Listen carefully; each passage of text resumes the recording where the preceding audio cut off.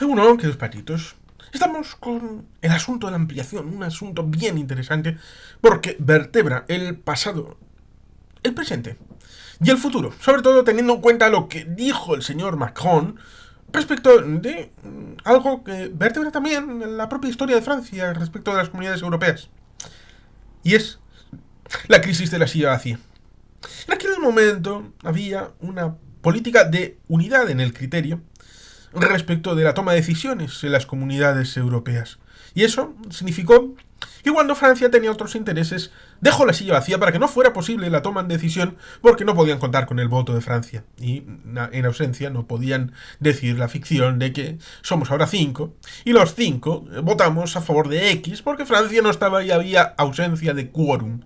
Y esto nos lleva al momento en el que Francia decide unilateralmente, debido a los problemas en Polonia y en Hungría, decir que frena la ampliación de la Unión Europea porque hay problemas en la integración dentro del marco de gobernanza europeo. Y por tanto, ahí se frenó algo que había venido ampliándose, como es las comunidades europeas, desde el momento en el que surge en 1951-57 con los tratados de París y de Roma, con los 6 primeros. Ya en el año 44-45 el Benelux había creado un entorno ahí que había tenido dificultades en la historia para crearse, pero después de la situación de la guerra mundial, la Segunda Guerra Mundial, Bélgica, Países Bajos y Luxemburgo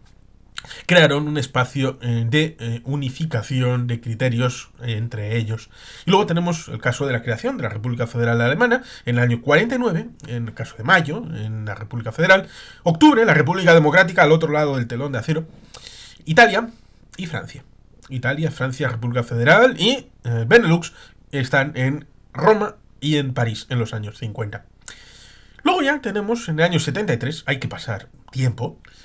y barrechos, y crisis de la silla vacía, y la unificación en el año 66-68 de la situación de las tres comunidades en algunos organismos comunes. En el 73 tenemos la incorporación de los irlandeses, de los británicos y de los daneses, que entrarán en el 73. Hubo una negociación con los noruegos, pero los noruegos tuvieron una situación que luego se repetirá en el 95, que tiene que ver con la pesca y con los hidrocarburos. Algo que en esa situación en el año 73 fue la Guerra del Perdón en octubre, comenzó el día 7 de octubre del 73. Tenemos esa guerra que propició que los países árabes, que vieron como países occidentales de manera activa o pasiva apoyaban al Estado de Israel,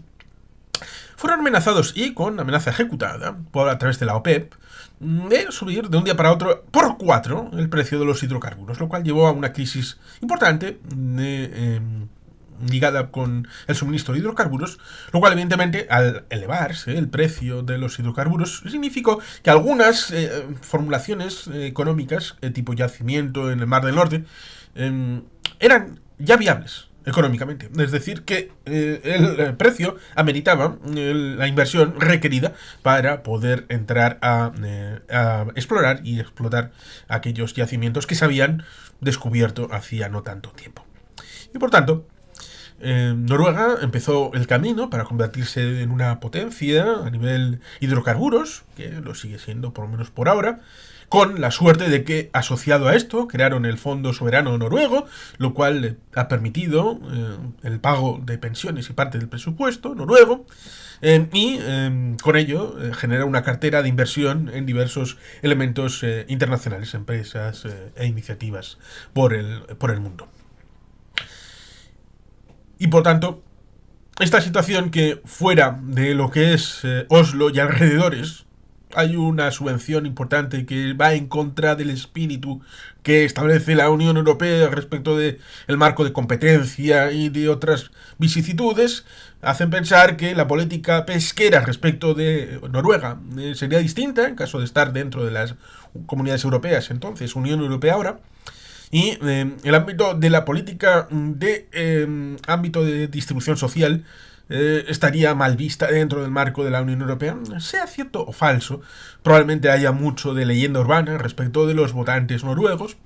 Es cierto que Noruega tiene una situación tremenda porque tiene la obligación, entre comillas, de participar de los gastos de la Comunidad Europea, de la Unión Europea, a través de la EFTA, participando en el espacio económico europeo. Y teniendo incorporado a través de políticas europeas mucho del marco y acervo comunitario, sin poder participar en la construcción de ese acervo comunitario, no participando ni en la Comisión, ni en el Banco Central Europeo, ni en la Comisión, ni Parlamento, ni Banco Central Europeo, lo cual evidentemente es un problema real, a pesar de que ellos están fuera y por tanto no se ven aparentemente obligados. Pudieron entrar en el 73, no lo hicieron. Pudieron entrar en el 95, tampoco lo hicieron. Entre medias tenemos en el año 81, después de la dictadura de los coroneles, la democratización, nos encontramos con Grecia incorporándose a las comunidades europeas. Recordemos que en todo ese tiempo, parecerá baladí, pero un instrumento de ampliación del corpus del europeísmo fue tanto la Eurocopa como Eurovisión, donde participaba Yugoslavia, además de, por supuesto, Grecia. Por tanto, ahí se rompe parte del bloque oriental, entendiendo como tal el hecho de que económicamente y políticamente había tres bloques. Había el bloque Kame-Comecon en el ámbito del bloque oriental, y en el bloque occidental había dos. El bloque EFTA,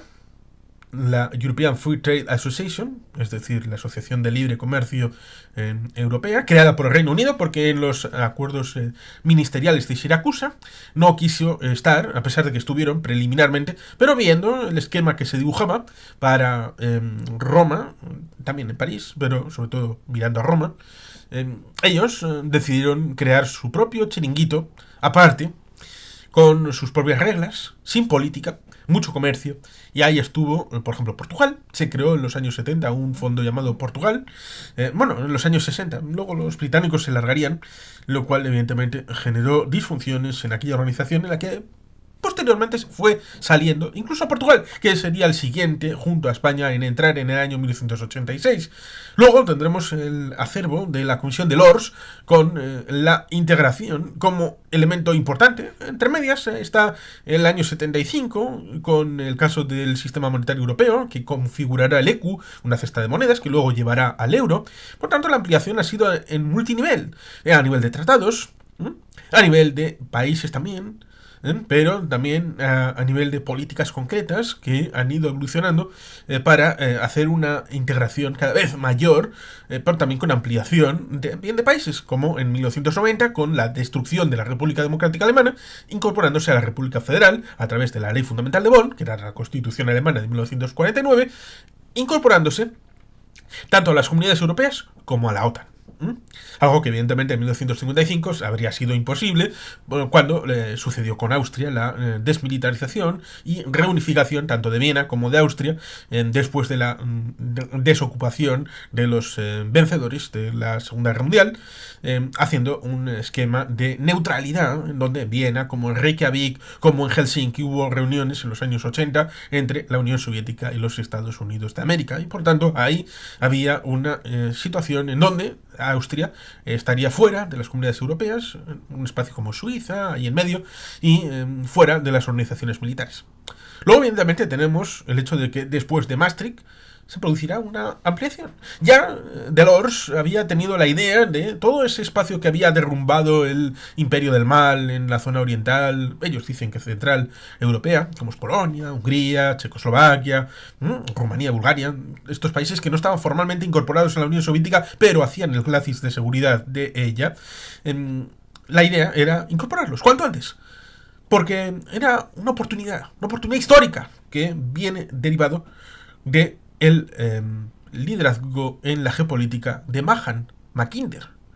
el territorio insular y el territorio continental.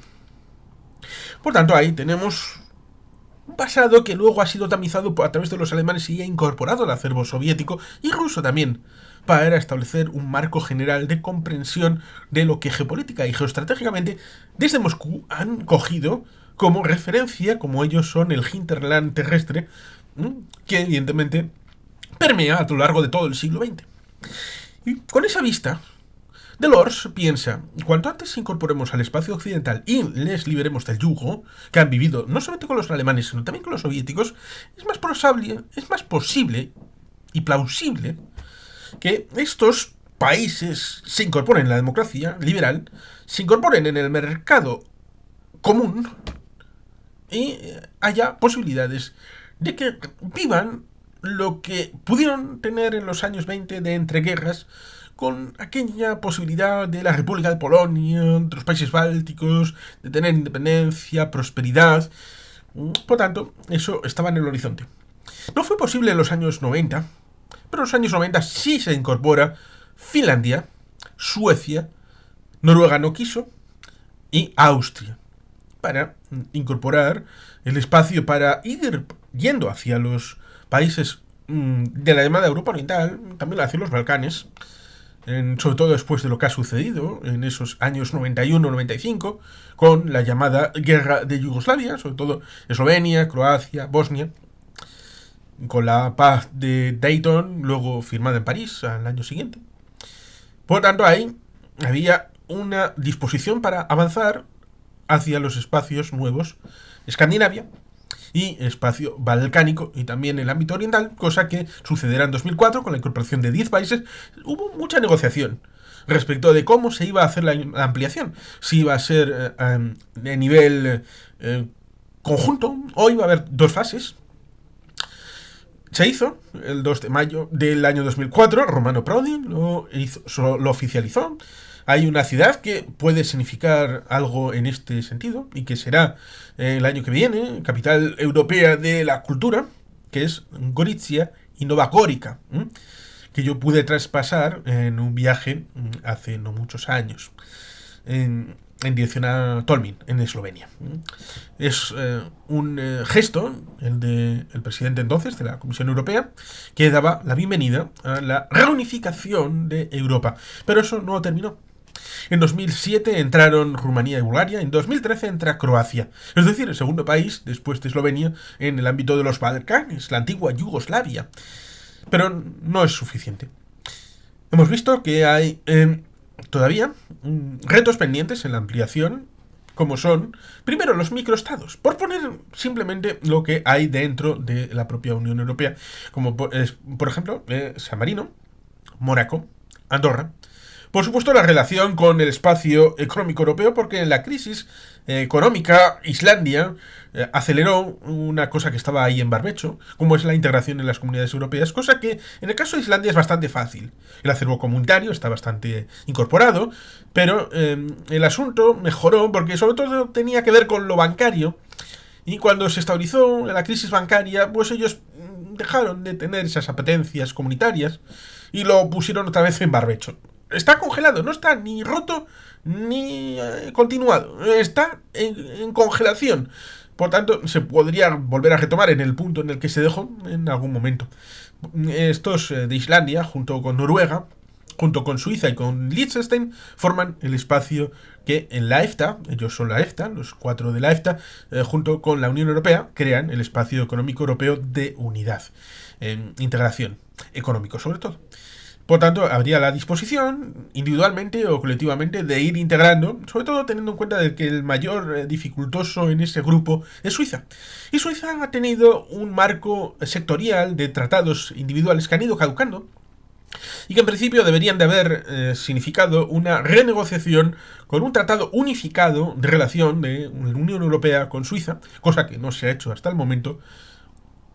Si bien lo mejor hubiera sido un acuerdo respecto de la perspectiva de integración de Suiza en el marco comunitario, lo cual les hubiera beneficiado porque, por ejemplo, haciendo política ficción, pero a veces es visual hacer esto, si Suiza hubiera estado en el marco de la Unión Europea, por ejemplo, habiendo sido integrada en el año 95,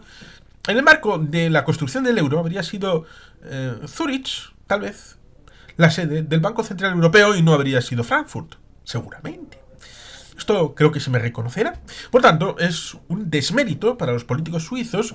aunque ellos piensan que su estructura federal y su visión acerca de las relaciones políticas y de participación a través de consultas y su esquema propio democrático se vería interferido por la situación de las políticas comunitarias. Evidentemente, eso es un absoluto que es erróneo, porque evidentemente hay diferentes marcos de gobernanza dentro de la Unión Europea y de los países miembros, que evidentemente no obliga a los países miembros a cambiar sus estructuras, porque eso es competencia de cada país miembro. Pero estas cosas se dicen para tratar de frenar la ampliación, como por ejemplo con aquel referéndum que se hizo en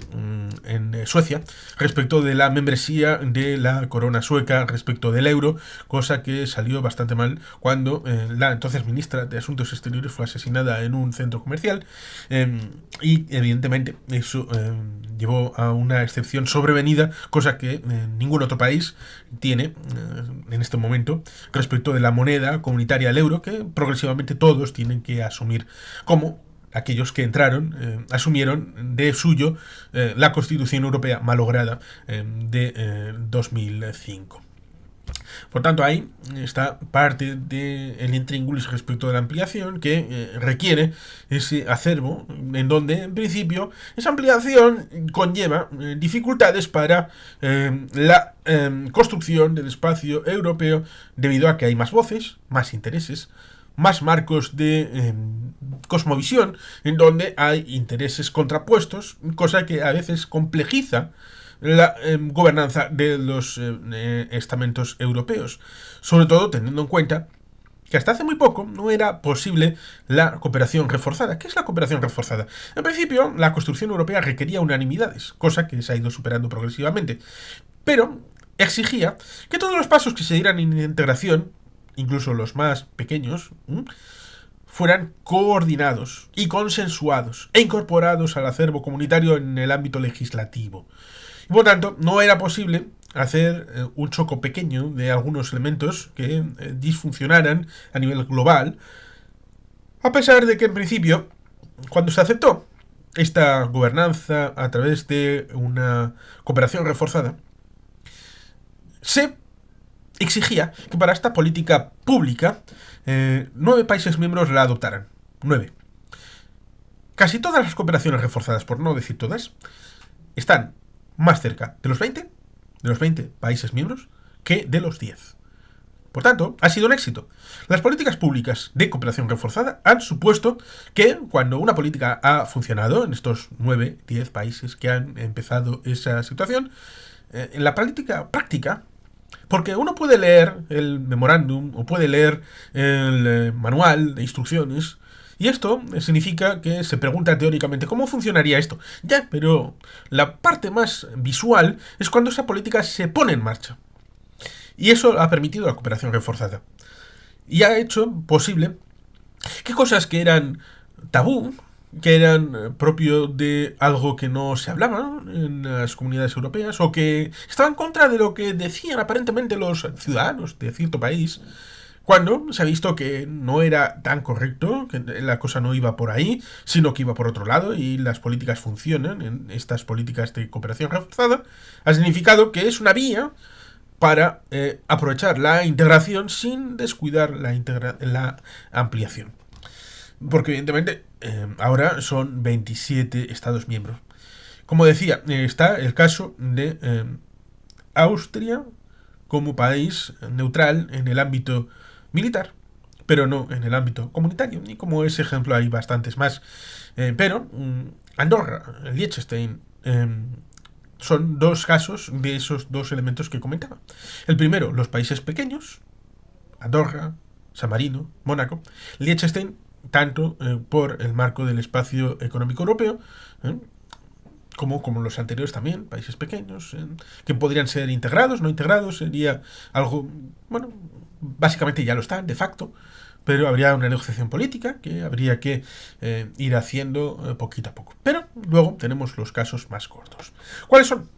Pues son los siguientes. Balcanes. El caso de Macedonia del Norte ha tenido que cambiar el nombre para poder incorporarse al veto que le había puesto Grecia. El caso de Bulgaria, tratando de incorporar de aquella manera, vetando la negociación, ya no a la OTAN, sino a las comunidades europeas de Macedonia del Norte, con una incorporación de cierta normativa en el marco de la Constitución de Macedonia del Norte. Tenemos el caso de Montenegro, de Serbia, de Kosovo, de Bosnia, países de los Balcanes occidentales que requieren una integración a través de la ampliación que debe ser negociada, sobre todo teniendo en cuenta de que hay intereses geopolíticos. Por ejemplo, esa autopista de 1.000 millones de euros que metió China en Montenegro, que va desde la costa a un pueblo de 200 habitantes y que casi llega a la quiebra al Estado montenegrino. Le salvó las comunidades europeas. Mucha parte del flujo monetario y de la capacitación económica viene de negociaciones comerciales con los países europeos, pero geopolíticamente tiene buena prestancia el hecho, por ejemplo, de Serbia, el hermano mayor, Rusia, la situación de estos países respecto de China, de Turquía, metiendo la baza también en el ámbito geopolítico de los Balcanes occidentales, ahí metiendo la cuchara, si bien con políticas de low cost, bajo coste, pero de mucha efectividad, lo cual evidentemente confronta geopolíticamente el ámbito de Europa con... ellos también son Europa, pero me refiero a la Europa comunitaria respecto de los países que pueden hacer lo que se hace en el espacio de Asia Central, aunque Rusia no se entere. Y por tanto, ahí tenemos un foco de necesidad que tal vez tenga que resolverse, por ejemplo, antes de 2030, con una negociación reforzada, pero también, ciertamente, con una dificultad, porque algunos de los países que se incorporaron últimamente, como Croacia, como Rumanía, como Bulgaria, en el acero comunitario, después deberían de haber ejercido una profundización en ciertos elementos, ya sea a nivel jurídico, temas de corrupción, que deberían de haberlo hecho después de la integración. Y después es difícil adquirir vicios nuevos respecto de la situación interna. Y por tanto hay que hacer las negociaciones antes bien, ser orfebres a la hora de negociar esos acuerdos para la ampliación de estos países miembros. Y todavía no he dicho los tres más grandes en la lucha geopolítica, como son Moldavia, Georgia y Ucrania. Eso sí, también podríamos citar Armenia. Armenia ha sentido el frío de la desolación a través de lo que Rusia le ha hecho a través del CSTO, el heredero del Pacto de Varsovia, que actuó en enero del 2022 en Kazajistán, aunque no era estrictamente necesario, pero era una lucha interna entre Nursultán Nazarbayev y el Tokayev, el heredero, que no respondía a los mandatos de su padrino, que había quedado en segundo plano, y que evidentemente ahí tenemos una lucha interna dentro del poder kazajo. Pero, evidentemente, luego Kazajistán, si pudiera, si mañana le dices quitamos los acervos comunitarios y todas las obligaciones y te unes al club comunitario de la Unión Europea,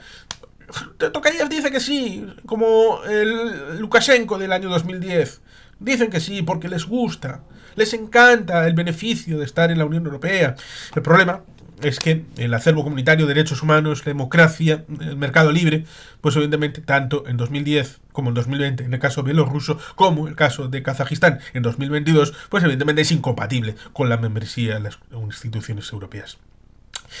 Pero Armenia ha visto que nadie le ha apoyado en el espacio del CSTO. Recordemos, Serbia, pero también Afganistán, son miembros observadores, pero miembros del CSTO desde 2013, en el caso de Afganistán hasta 2021, por razones más que obvias, dando el gobierno ruso información de inteligencia a los talibán de su socio estratégico en el Asia Central, como era Afganistán siendo miembro del CSTO. Por tanto, la legitimidad que tiene Rusia como mejor aliado y mejor amigo de ciertos países lleva al Nagorno-Karabaj, a Nakhchivan y el corredor de Zangezur en el caso de 2020, 2022, 2024 y la desaparición de la República de Artsaj, que los armenios no tienen como un dolor tremendo, que progresivamente van desapareciendo del CSTO y han pedido ya la membresía en la Unión Europea. Por tanto, hay que cuidar eso, porque Francia está tratando de ocupar el espacio que ha dejado libre Rusia en Armenia. Georgia,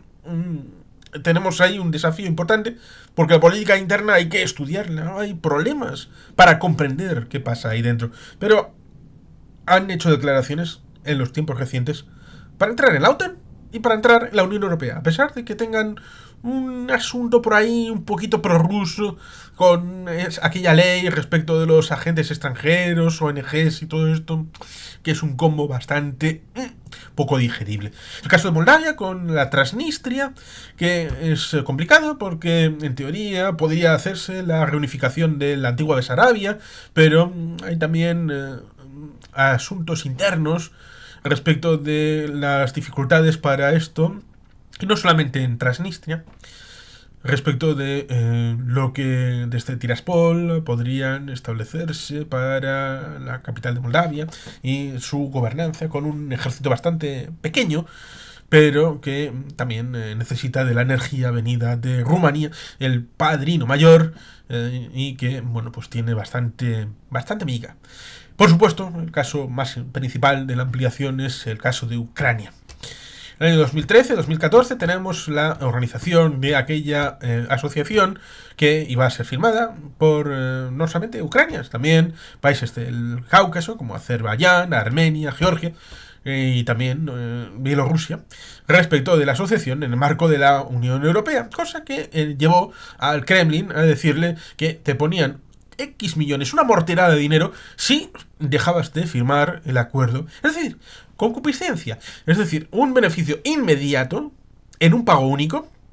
a cambio de algo que no se va a ver en el momento exacto, pero es un beneficio en diferido para los diferentes años. Y por tanto, eso algunos que simplemente piensan en el corto plazo, y en este corto plazo, en el cortísimo plazo, evidentemente necesitan ese chute de adrenalina, ese chute de energía que supone el pago inmediato de un dinero que viene de los hidrocarburos, porque Rusia está bastante destruida a nivel de economía de valor añadido. No tiene de eso, tiene como un 10% de relación con esta economía de valor añadido, tecnológico, en el tema de exportación. Por tanto, es una economía dependiente de los hidrocarburos y por tanto ahí tiene una debilidad intrínseca estructural. Pero aún así, tenía real para manejar, tenía dinero para ir metiendo baza en el nivel geopolítico y por tanto a Ucrania se le sobornó. Y esto la gente se enteró y se cabreó y montaron el Euromaidan y hicieron un impeachment a través de la Rada Suprema al gobierno de Yanukovych y le quitaron del medio.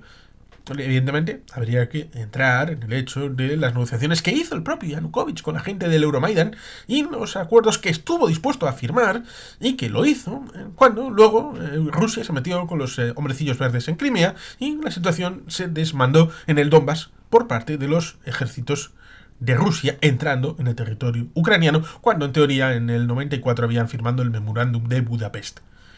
Por tanto, Ucrania, el asunto central no era la membresía o no de la OTAN, sino el acercamiento de Ucrania a Europa. ¿Por qué? Pues porque las 4 libertades en el fondo de la estructura comunitaria, el ámbito de la arancel común exterior, la negociación que debería de ser llevada por el comisario de comercio de la Unión Europea desde Bruselas, con la aquiescencia de los países miembros, sí, pero que evidentemente reducía la intervención y el derecho de veto que se abrogaba Rusia respecto de Ucrania. Sería una independencia total, porque las decisiones se tomarían internamente en Ucrania y de común acuerdo con los socios comunitarios. Por tanto, no sería posible utilizarlo como pulmón externo para la economía rusa. Y esto, evidentemente, habría empezado la limpieza, como ocurre con Rumanía. Rumanía es un país distinto del que había hace 20 años, muy transformado, estable, sorprendentemente, a nivel institucional, lo cual evidentemente lleva al pensamiento, a la sociedad ucraniana, de que el futuro de Polonia, de Rumanía, de los Bálticos, ha supuesto un salto cualitativo en la consideración de sus sociedades, con una apuesta estratégica de libertad, de economía de mercado, que evidentemente Ucrania quiere. Pero los rusos no quieren y por tanto ahí tenemos la guerra y son cuestiones estratégicas de Estado de Derecho, de legitimidad, de reglas en un mundo de orden, de integridad territorial y de derecho soberano a autogobernarse, lo que está de fondo en la guerra de Ucrania. Por tanto, en todos estos espacios hay que superar vetos, superar elementos que vinculen integración con ampliación, porque esto es posible hacerlo de manera autónoma y evidentemente tenemos ahí un desafío muy grande para tratar de integrar también a todos estos países que geopolíticamente eligen ser países eurooccidentales. Empezando por Ucrania, pero también todo el espacio de integración en una Europa unida en la diversidad, en la libertad y en la democracia. Y por tanto, aquí dejamos esto, queridos patitos, es que ricasco, ajur, robat, Betty Helpien.